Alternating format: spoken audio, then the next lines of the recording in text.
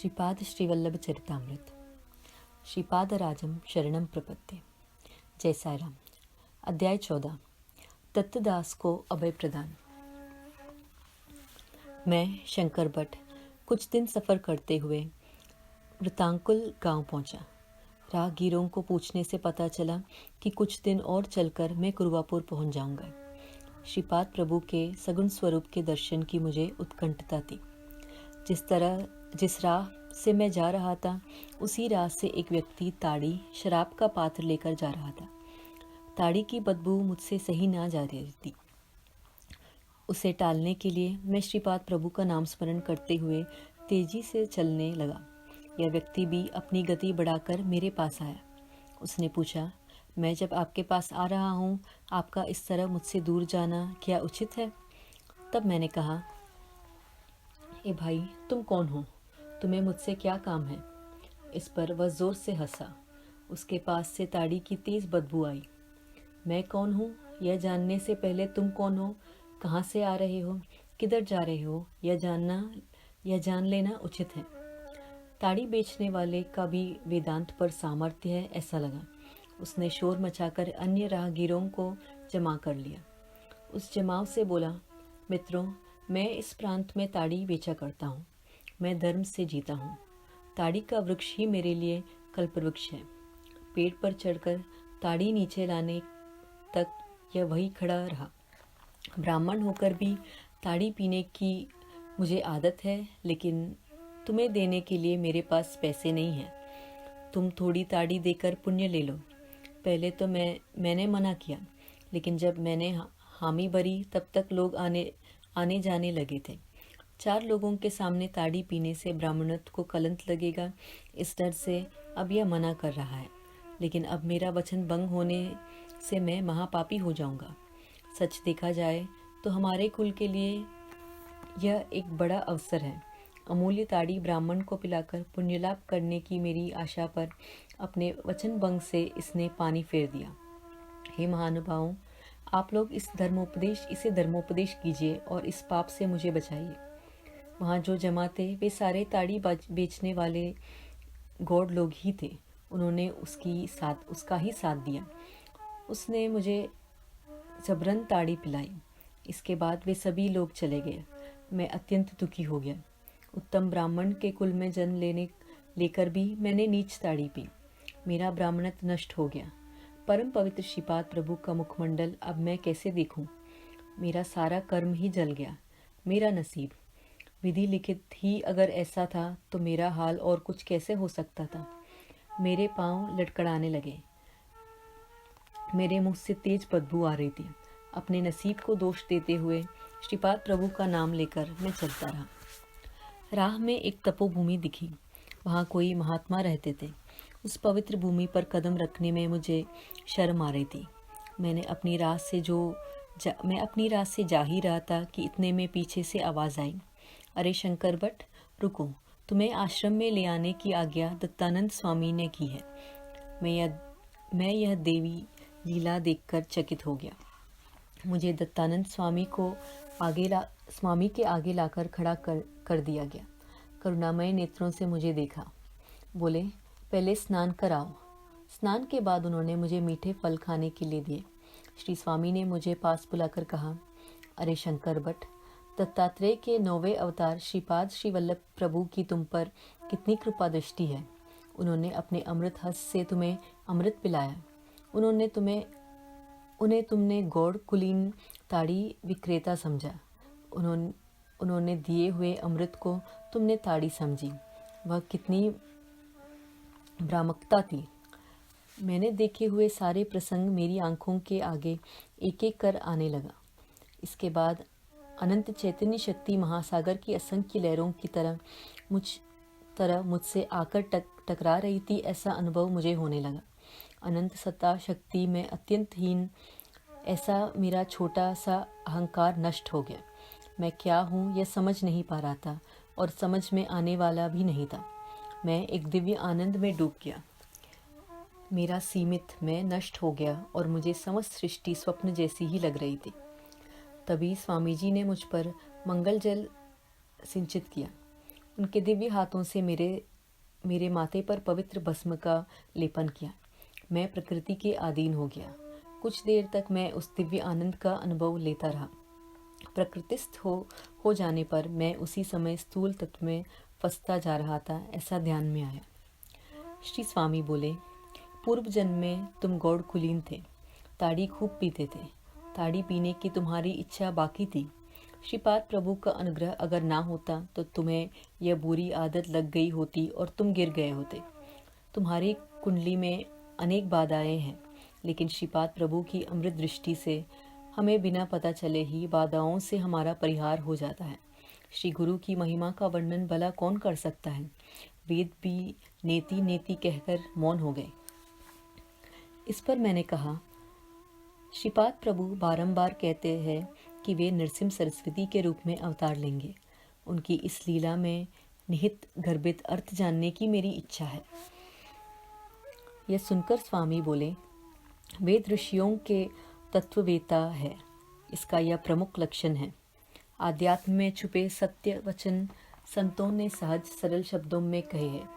यही आत्म सत्य है। वस्तुतः कर्म कांड के मार्ग से जब हम व्याख्या करते हैं तब आत्म सत्य को ही सत्य, यज्ञ, जल, अन्न ऐसे अनेक नाम दिए जाते हैं। इसी तरह सरस्वती शब्द का भी बड़ी विशिष्टता है। सरस्वती नदी अंतर्वाहिनी है। इसका वर्णन इस तरह करते हैं कि सरस्वती सत्य वाक्य का बोध कराने वाली है।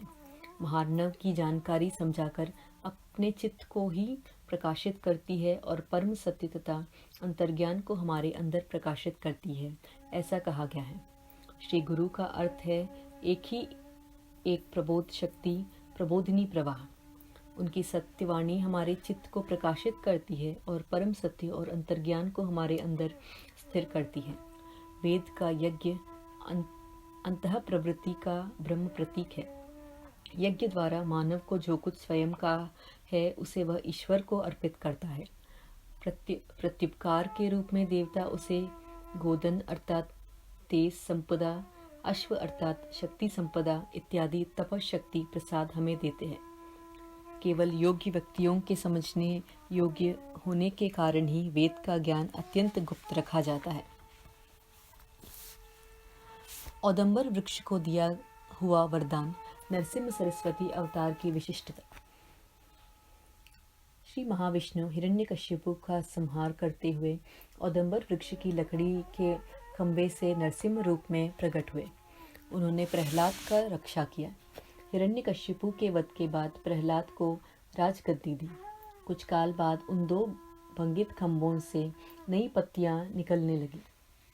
बाद में वही एक औदंबर वृक्ष बन गया। प्रहलाद यह देखकर विस्मित हुए और उसकी पूजा करने लगे। औदंबर वृक्ष के नीचे बैठे हुए श्री दत्तात्रेय ने प्रहलाद को ध्यानावस्था में दर्शन दिया और ज्ञान बोध कराया। प्रहलाद को दत्त सिद्धांत में विशेष आसक्ति है, यह जानकर उन्होंने आशीर्वाद दिया कि कलयुग में यति वेश धारण कर दीन जनों का उद्धार करोगे। परम पवित्र औदंबर वृक्ष ने मनुष्याकृति लेकर श्री दत्त के चरणों में गिरकर उसे भी वर देने की प्रार्थना की। श्री दत्तात्रेय प्रभु बोले, प्रत्येक औदंबर वृक्ष की जड़ में मैं सूक्ष्म रूप में रहूंगा। तुझमें से नरसिम्हा देव प्रकट हुए, इसीलिए कलयुग में मैं नरसिम्हा सरस्वती इस नाम से अवतार लूंगा। यह मेरा वचन है। स्वामी जी का वचन सुनकर मैंने कहा, महाराज, मैंने श्री पीठिकापुरम में श्रीपाद प्रभु के दर्शन के लिए और उनकी बाल लीलाएं सुनने के लिए मेरा मन हमेशा लालायित रहता है। श्रीपाद प्रभु की अद्भुत लीला। स्वामी जी ने कहा, बचपन में मैं साफ नहीं बोल सकता था। उच्चारण तोतले हुए करते थे। इस कारण सारे बच्चे मेरा मजाक किया करते थे। मुझे एक अनामिक बीमारी हो गई थी। 5 वर्ष के बाद वह बढ़ने लगी। 1 साल में ही 10 साल बीतने का मुझे आभास हुआ। जब मैं 10 साल का हुआ तो 50 वर्ष की अवस्था दिखने लगी। उस समय बापनाचार्युलु पीठिकापुरम में यज्ञ कर रहे थे। मेरे पिताजी इस यज्ञ में मुझे भी लेकर गए। उस समय श्रीपाद प्रभु की उम्र 6 साल से अधिक नहीं थी। यज्ञ के लिए जो घी जमा किया गया था वह एक बुजुर्ग ब्राह्मण के पास रखा गया। घी का 1/3 भाग घर से छुपाकर 2/3 भाग वह यज्ञ के लिए लाया करता था। यज्ञ प्रारंभ हुआ। कुछ देर बाद घी खत्म होने को हुआ, लेकिन उसी समय घी बनाना कठिन था। यह चिंता का विषय हो गया। श्री बापनाचार्य ने श्रीपाद प्रभु की ओर हेतुपूर्वक देखा। तब श्रीपाद बोले, कुछ चोर मेरा धन अपहरण करने की योजना बना रहे हैं, लेकिन मैं उन्हें सफल नहीं होने दूंगा। यथोचित समय उन्हें दंड दूंगा। उसके घर उसकी पत्नी के साथ शनिदेव रहेंगे, ऐसी मैं आज्ञा दे रहा हूँ। यह कहने के बाद उस वृद्ध ब्राह्मण को बुलाकर ताड़पत्र पर लिख कर दिया, माँ गंगा माता, यज्ञ के निर्वाह के लिए घी दो। तुम्हारा बकाया मेरा नाना वेंकटप्पया श्रेष्ठी देंगे। यह श्रीपाद श्रीवल्लभ की आज्ञा है। यह पत्र उन्होंने श्रेष्ठी को दिखाया। उन्होंने वह मान लिया। उस वृद्ध ब्राह्मण के साथ 4 ब्राह्मण पादगाय तीर्थ गए। वह पत्र तीर्थराज को समर्पित किया। वे जो पात्र साथ में लाए थे उसमें तीर्थ जल भर लिया। वेद मंत्र उच्चार करते हुए वे यज्ञ स्थल पर आए। वह जल लाते लाते सबके देखते ही देखते वह शुद्ध घी हो गया। उस घी की आहुति से यज्ञ पूर्ण हुआ। सभी खुश हो गए। वचन के अनुसार श्रेष्ठी ने उस पात्र में घी भरकर पादगाया तीर्थ को समर्पित किया। उस समय वह घी जल में परिवर्तित हो गया। मेरी बुरी हालत मेरे पिताजी ने श्री प्रभु से कही। वे बोले, कुछ समय ठहरो, रोग निवारण हो जाएगा, तोतलापन निकल जाएगा। एक घर जलने वाला है, उसका मुहूर्त निकालना है। श्रीपाद प्रभु के वचन मेरी समझ से परे थे। उसी समय वह ब्राह्मण आया। घी चुराने से कुछ हानि तो नहीं हुई, यह देख रहा था। कुछ भी हो जाए, श्रीपाद प्रभु के दर्शन से सब कुछ अच्छा ही होगा, ऐसा उसकी दृढ़ विश्वास था। श्रीपाद प्रभु उससे बोले, दादाजी, आप मुहूर्त शास्त्र में पारंगत है। एक घर की परशुराम प्रीति यानी भस्म करना है, उसके लिए योग्य मुहूर्त निकालना है। वह ब्राह्मण बोला, गृह निर्माण भूमि पूजन के मुहूर्त तो होते हैं, लेकिन गृहदाह के लिए मुहूर्त नहीं होते। तब प्रभु बोले, गृह निर्माण और भूमि पूजन के लिए मुहूर्त होते हैं, गृहदाह के लिए मुहूर्त क्यों नहीं होते? ब्राह्मण बोला, इस प्रकार के मुहूर्तों के बारे में मैंने नहीं सुना है। श्रीपाद बोले, दादाजी, कितनी शुभ वार्ता आपने दी है। परम पवित्र यज्ञ के लिए जमा किया हुआ घी एक दूत चुरा ले गया। अग्निदेव से भूख नहीं रोकी गई। धर्मानुसार जो घी उनका था वह न मिलने से वह घर जलाकर अपनी क्षुधा शांत कर रहे हैं। अग्निदेव खुशी से कूद रहे हैं। श्रीपाद प्रभु की बात सुनकर उस ब्राह्मण का मुंह मलिन हो गया। श्रीपाद प्रभु बोले, तुम्हारा घर भस्म हो गया है, वहां से कुछ भस्म ले आओ। श्रीपाद प्रभु जिस तरह प्रसन्न होकर अनुग्रह करते हैं, उसी तरह वे क्रोध में नष्ट भी करते हैं। यह उस ब्राह्मण को मालूम था। बिना कुछ बोले वह शांति से भस्म ले आए। वह भस्म पानी में डालकर उसने पीने की मुझे आज्ञा दी। 3 दिन तक इस प्रकार करने के लिए कहा। हम बापनाचार्य के घर में 3 दिन तक रहे। मैं वह भस्मयुक्त जल पी रहा था। मेरा तोतलापन पूरी तरह चला गया। मैं स्वस्थ हो गया। श्रीपाद प्रभु ने अपना दिव्य हाथ मेरे सिर पर रखकर मुझ पर शक्तिपात किया, ज्ञान दान किया, मुझे धन्य कर दिया। इसके बाद वे बोले, आज से तुम दत्तानंद नाम से प्रसिद्ध होगे। गृहस्थाश्रम स्वीकार कर लोगों का उद्धार करोगे, धर्म बोध करोगे। तुम और यह वृद्ध ब्राह्मण दोनों मिलकर पिछले जन्म में व्यापार करते थे। व्यापार में विषमता आने से दोनों एक दूसरे का नाश करने का प्रयत्न करते थे। एक दिन इस वृद्ध ब्राह्मण को घर बुलाकर तुमने प्रेम से खीर खिलाई। उस खीर में तुमने जहर मिलाया था। उस ब्राह्मण को यह मालूम नहीं था। उसने पूरी खीर खाई और कुछ देर बाद मर गया। तुम्हें मालूम नहीं, उस वृद्ध ब्राह्मण ने कुछ लोगों की सहायता से तुम्हारा घर जलवा दिया। तुम्हारी पत्नी उस आग में जलकर मर गई। घर का सर्वनाश देखकर तुम्हारा हृदय को धक्का लगा और तुम भी मर गए। पिछले जन्म में विष प्रयोग के कारण इस जन्म में तुम्हें यह व्याधि हुई। इसने पिछले जन्म में तुम्हारा घर जलाया, इसीलिए उसका घर इस जन्म में जल गया। इस लीला से मैंने तुम दोनों को कर्म बंधन से मुक्त कर दिया। श्रीपाद प्रभु का अनुग्रह लेकर मैं अपने घर आया। उनकी कृपा से मैं वेद शास्त्र संपन्न पंडित हुआ। उस वृद्ध ब्राह्मण को नरसिंह वर्मा ने नया घर बना दिया। श्रीपाद प्रभु की कृपा से दोनों को कर्म बंधन का विच्छेद होकर दोनों को भला हुआ। श्रीपाद प्रभु की लीला अत्यंत दिव्य और अगाध है। दत्तानंद आगे बोले, अरे शंकर भट्ट, सभी देवता तेज से उत्पन्न हुए हैं। अदिति माता ही सभी देवताओं की माता है। देवता ही मानव की प्रवृत्ति और विकास के लिए कारणीभूत है। देवता मानव को तेज देते हैं, मानव की आत्मा पर दिव्य चैतन्य संपदा की वर्षा करते हैं। वे सत्य पोषक होते हैं, वे ही सत्यलोक के निर्माता हैं। मानव के संपूर्ण मोक्ष और अव्याज आनंद के लिए वह कारणीभूत होते हैं। ब्राह्मण भूलोक के देवता। सभी देवता मंत्र स्वरूप है, विश्व देवताओं के अधीन है। इस तरह देवता मंत्राधीन है, मंत्र सद्ब्राह्मणों के अधीन है। इसीलिए ब्राह्मण भूमि पर देवता समान है। शब्द साधारणतः पंचेंद्रियों से ग्रहण किया जा सकता है। प्रकाश, गमन, स्पर्श, शीतोष्ण, विस्मृति, बल प्रयोग, वेग, गमन इत्यादि अत्यंत थोड़ी मात्रा में निहित प्राथमिक भावों के निवेदन करने के लिए शब्द मानव के काम आते हैं। भाषा की प्रगति होते समय क्रमशः भाषा में भावों की विविधता, निश्चितता बढ़ने लगती है। इसके लिए अस्पष्टता से निश्चित ऐसा निश्चल तत्व, भौतिक अंश से मानसिक अंश में और व्यक्त से अव्यक्त भावना, इस क्रम से भाषा की वृद्धि होने लगती है। पवित्र ग्रंथ का पाठ विशेष फलदायी। तुम्हारा श्रीपाद प्रभु का चरित्र लिखने का मानस बहुत प्रशंसनीय है। यह संस्कृत भाषा का ग्रंथ कुछ काल बाद तेलुगु भाषा में अनुवादित किया जाएगा। अनुवादित ग्रंथ और मूल ग्रंथ दोनों के पाठ का फल एक ही है। श्रीपाद प्रभु का चरित्र कोई भी कहीं भी पाठ करे, श्रीपाद प्रभु स्वयं वहाँ सूक्ष्म रूप से श्रवण करते हैं। इसके संबंधित एक कहानी कहता हूँ, ध्यान से सुनो। श्रीपाद प्रभु 7 वर्ष के हुए।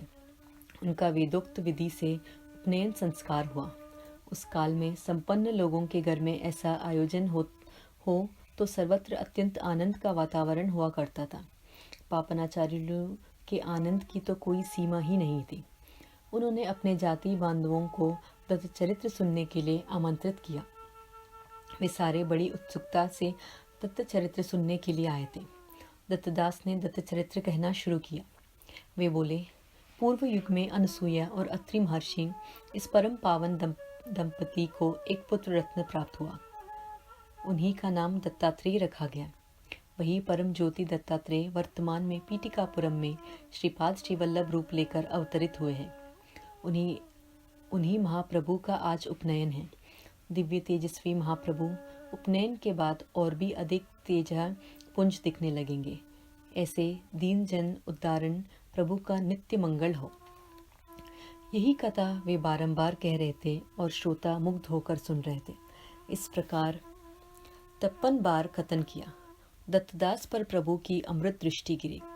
उपनयन के बाद वह उपस्थित ब्राह्मणों से कहा कि वे तुरंत मालदासी के घर जाएंगे। जब जाने का कारण पूछा गया तो श्रीपाद प्रभु बोले, विशुद्ध अंतःकरण का दत्तदास मेरे चरित्र कथन कर रहा है।